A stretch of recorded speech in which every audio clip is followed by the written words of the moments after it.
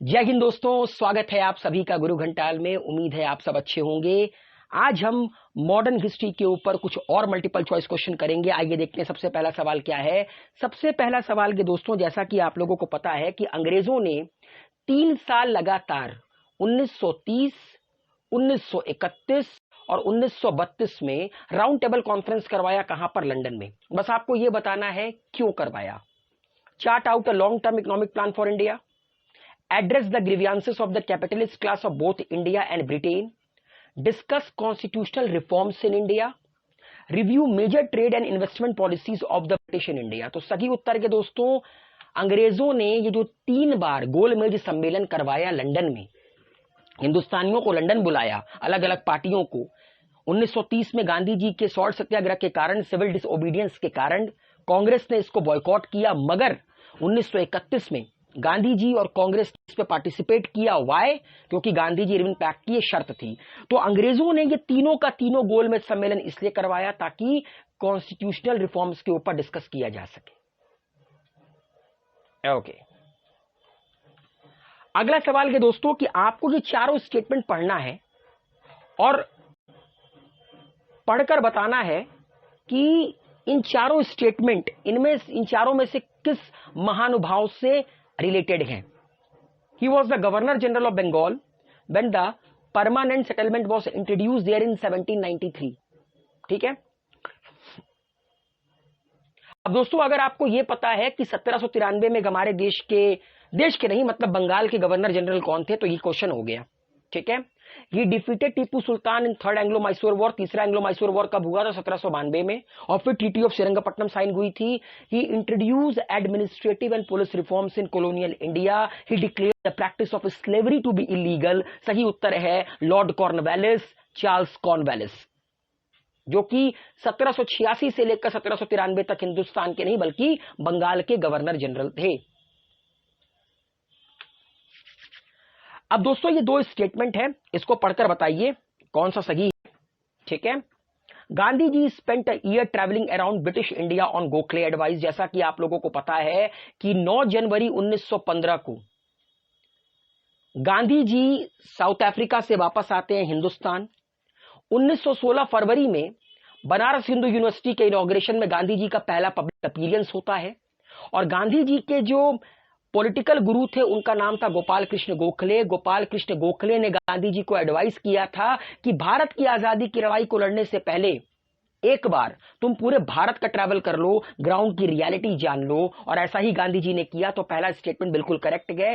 Gandhi ji first forge the technique of non violent satyagraha in South Africa. यह भी correct है कि सबसे पहले नॉन वायलेंट सत्याग्रह का इस्तेमाल गांधी जी ने साउथ अफ्रीका में किया था। तो ये दोनों स्टेटमेंट बिल्कुल करेक्ट है।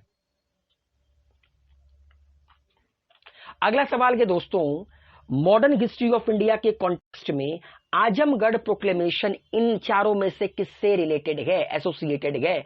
सिपॉय म्यूटिनी 1857, स्वदेशी मूवमेंट, रॉलेट सत्याग्रह या चंपारण मूवमेंट? सही उत्तर के दोस्तों कि आजमगढ़ प्रोक्लेमेशन डिक्लेयर हुआ था ड्यूरिंग सिपॉय म्यूटिनी 1857, 1857 की क्रांति के दौरान। नेक्स्ट, 1929 में जो लाहौर सेशन हुआ जिसको प्रिसाइड किया था पंडित नेहरू ने, ठीक है, आपको बताना है उस सेशन से रिलेटेड इन दोनों स्टेटमेंट में कौन सा करेक्ट है। Election of Gandhi ji as INC president, ये इनकरेक्ट है बिकॉज गांधी जी सिर्फ एक बार 1924 में जब वो जेल से बाहर आते हैं तो बेलगाम कर्नाटका में गांधी जी उस साल के कांग्रेस के सेशन के प्रेसिडेंट रहते हैं। उसके पहले और उसके बाद गांधी जी कभी कांग्रेस के किसी भी सेशन में प्रेसाइड नहीं किए। ठीक है। 1929 के लाहौर सेशन में जवाहरलाल नेहरू प्रेसिडेंट थे। ठीक है। तो पहला तो इनकरेक्ट है। प्रोक्लेमेशन ऑफ कमिटमेंट टू पूर्ण स्वराज, पूर्ण स्वराज के प्रोक्लेमेशन की बात कही गई थी। पूर्ण स्वराज का प्रोक्लेमेशन जारी किया गया था और उसके बाद 26 जनवरी 1930 को रावी नदी के किनारे कांग्रेस ने इंडिपेंडेंस डे मनाया था। तो सही उत्तर के दोस्तों सेकंड स्टेटमेंट ओनली, पहला इनकरेक्ट है। दांडी मार्च वॉज लॉन्च, दांडी मार्च जो कि गांधी जी के द्वारा लॉन्च किया गया था।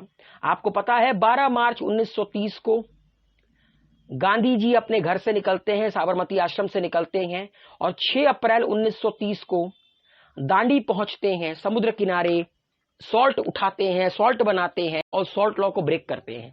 गांधी जी ने दांडी मार्च लॉन्च क्यों किया था?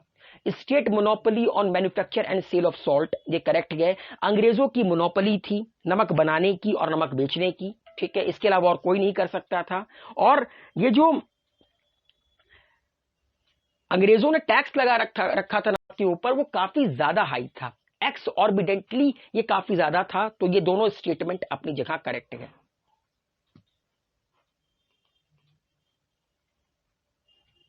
ओके, अब बढ़ते हैं अपने अगले सवाल की तरफ। खिलाफत मूवमेंट के रिगार्डिंग कौन सा स्टेट करेक्ट है? खिलाफत मूवमेंट जैसा कि आपको पता है 1919 में लॉन्च किया गया, जब 1918 में फर्स्ट वर्ल्ड वॉर खत्म होने के बाद अंग्रेजों ने ऑटोमन एम्पायर को जीतकर वहां पर खलीफा के पद को खत्म कर दिया। तो इसमें इन तीनों में से कौन सा स्टेटमेंट करेक्ट है? It was initiated by Maulana Abul Kalam Azad, ये इनकरेक्ट है। इसको मौलाना अब्दुल कलाम आजाद ने नहीं बल्कि अली ब्रदर्स ने शुरू किया था, शौकत अली एंड अमानत अली ने। It demanded that Khalifa must retain control over the Muslim sacred places in the erstwhile Ottoman empire, ये बिल्कुल करेक्ट था। हिंदुस्तान के मुसलमान ये चाहते थे अंग्रेजों से कि आपने ऑटोमन एम्पायर में जो खलीफा का पद खत्म किया है उसको आप दोबारा रिटेन करिए, ठीक है। The Congress boycotted the movement due to it violent smearing, ये इनकरेक्ट है। कांग्रेस ने इस मूवमेंट को बॉयकॉट नहीं किया था बल्कि सपोर्ट किया था, बिकॉज गांधी जी ने इसी दौरान नॉन कोऑपरेशन मूवमेंट लॉन्च किया था ताकि हिंदुस्तान में हिंदू और मुस्लिम मिलकर अंग्रेजों के खिलाफ प्रोटेस्ट करें और अंग्रेजों को हिंदुस्तान से बाहर भगाया जा सके। तो सिर्फ दूसरा स्टेटमेंट करेक्ट है, पहला और तीसरा इनकरेक्ट है। राजा राम मोहन रॉय के रिगार्डिंग कौन सा स्टेटमेंट इनमें से ट्रू है? He was keen to spread the knowledge of western education in the country, ये बिल्कुल करेक्ट है। He began a campaign against the practice of sati, ये भी करेक्ट है। सती प्रथा 1829 में लॉर्ड विलियम बेंटिक के साथ मिलकर इन्होंने खत्म की थी। He showed that Indian text were flawed, ये इनकरेक्ट है। इन्होंने कभी ये बात नहीं की थी कि हमारे देश के जो एंशियंट टेक्स्ट हैं वो गलत हैं, लाइक वेद पुराण। अब ये स्टेटमेंट पढ़िए, he was a nationalist and the leader of salt Satyagraha in south India. जब गांधी जी ने वेस्टर्न इंडिया में 1930 में सॉल्ट सत्याग्रह किया तो इन्होंने सॉल्ट सत्याग्रह किया साउथ इंडिया में। इंटरिम गवर्नमेंट जो 1946 में बनाई गई उसके ये मेंबर भी रह चुके थे और आजाद भारत के पहले इंडियन गवर्नर जनरल थे। बताओ ये कौन है? ये है चक्रवर्ती राजगोपालचारी। 1883 में जब लॉर्ड रिपन हमारे देश के वाइसरॉय थे तो एक बिल लाया गया था, इल्बर्ट बिल। उसको लेकर बड़ा बवाल उठा था। क्यों? क्योंकि इल्बर्ट बिल ने इक्वालिटी दे दी थी इंडियन जजेस को और यूरोपियन जजेस को। असल में होता क्या था, इस बिल के आने के पहले यूरोपियन जज चाहे तो इंडियन या यूरोपियन इन दोनों में से किसी के भी ट्रायल को हैंडल कर सकता है, लेकिन इंडियन जजेस के पास यह अधिकार नहीं था कि अगर कोई भी यूरोपियन का केसेस आए तो वो उसको ट्रायल में ले पाए। इस बिल ने कहा कि अब ऐसा कुछ नहीं है, इक्वालिटी हो जाएगी बिटवीन इंडियन एंड यूरोपियन जजेस। अंग्रेजों की खाट खड़ी हो गई, अंग्रेजों को लगा भैया अगर ये हो गया तो बड़ी दिक्कत हो जाएगी, इसीलिए बड़ा बवाल मचा था। डॉक्टर बी आर अंबेडकर के रिगार्डिंग आपको बताना है कौन सा स्टेटमेंट करेक्ट है। About the role of doctor B R Ambedkar, he was the founder of Republican Party of India and Swatantrata Party, ये इनकरेक्ट है, ठीक है। आजाद भारत की जब पहली कैबिनेट बनी तो ये इसके पहले लॉ मिनिस्टर थे, ये बिल्कुल करेक्ट है। ये भारतीय जनसंघ के प्रेसिडेंट रह चुके थे एक बार, ये बिल्कुल इनकरेक्ट है। उनका भारतीय जनसंघ से कोई रिश्ता नहीं था, तो सही उत्तर है सेकंड ओनली।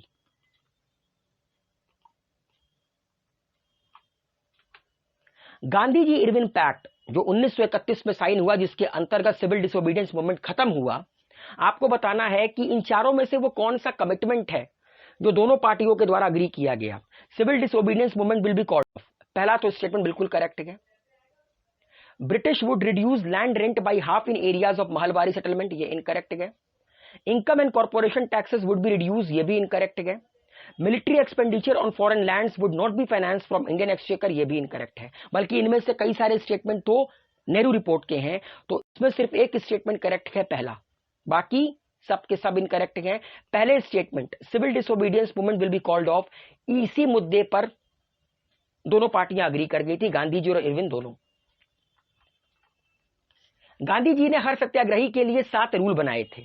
वो रूल कौन कौन से हैं? Have living faith in God, ये करेक्ट है। Have faith in the inherent goodness of human nature, ये भी करेक्ट है। Be a habitual khadi wearer and the spinner, ये भी करेक्ट है। तो ये तीनों स्टेटमेंट बिल्कुल करेक्ट है। ये 3 रूल उन 7 रूलों में से हैं जो गांधी जी ने हर सत्याग्रही के लिए बनाए थे। आचार्य विनोबा भावे ठीक है, उनसे रिलेटेड इनमें से कौन कौन सा स्टेटमेंट करेक्ट है? ही अंडरटूक a pad yatra covering major regions of India to spread Gandhi ji message, ये बिल्कुल करेक्ट है। He granted the first piece of land to landless villagers. The act later came to be known as the Bhudan movement, ये भी correct है। गांधी जी chose Vinoba Bhave to be the first satyagrahi during non cooperation movement, ये statement अंत में जाकर गलत हो जाती है। गांधी जी ने आचार्य विनोबा भावे को पहला सत्याग्रही चुना, लेकिन नॉन कोऑपरेशन दौरान के नहीं बल्कि इंडिविजुअल सत्याग्रह के दौरान। तो सही उत्तर है फर्स्ट एंड सेकंड ओनली। आइए आखिरी सवाल देखते हैं। चंपारण मूवमेंट जो 1917 के बिहार में लागू किया गया था, जो मतलब गांधी जी ने किया था, to create awakening among the peasant against the European planter, ठीक है, जो यूरोपियन प्लांटर्स थे उनके खिलाफ जो चंपारण के किसान थे उनको जगाने के लिए किया गया था। आपको बताना है इनमें से कौन सा स्टेटमेंट करेक्ट है। Rajkumar Shukla persuaded Mahatma Gandhi to go to Champaran. Local zamindar supported the peasant and participated actively in the Champaran movement. देखिए पहला स्टेटमेंट तो बिल्कुल करेक्ट है, दूसरा इनकरेक्ट है, जमींदारों ने सपोर्ट नहीं किया था। The movement lead to the enactment of Champaran agrarian act, ये भी ये करेक्ट है दोस्तों कि इस मूवमेंट के चलते चंपारण एग्रेरियन एक्ट लागू किया गया, तो इसका सही स्टेटमेंट है, सही आंसर है फर्स्ट एंड थर्ड ओनली। तो उम्मीद है आज के 15 सवाल आप लोगों को समझ में आए होंगे, अच्छे लगे होंगे। वीडियो को शेयर कीजिए, गुरु घंटाल को सब्सक्राइब कीजिए। मुलाकात होती है अगले सप्ताह, तब तक के लिए अलविदा, शुक्रिया, टेक केयर।